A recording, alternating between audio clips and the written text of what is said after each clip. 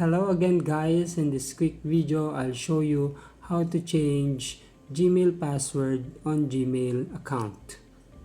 First, make sure that you have internet or connected to the internet. And then you have also installed a Gmail application from Play Store or App Store.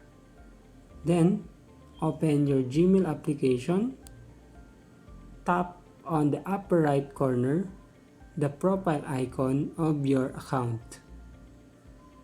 Then choose the Google account and then move to the security option here. Then scroll down and go to signing in to Google and then choose password.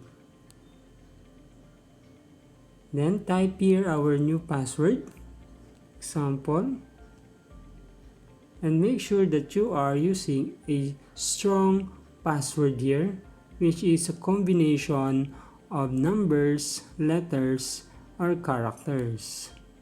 Then retype here for the confirmation of your new password.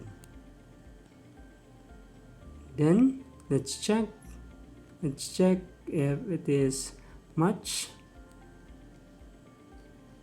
and then tap here the change password. Okay, that's it guys on how to change your Gmail password on Gmail account. Keep following for more video tips. Thanks guys.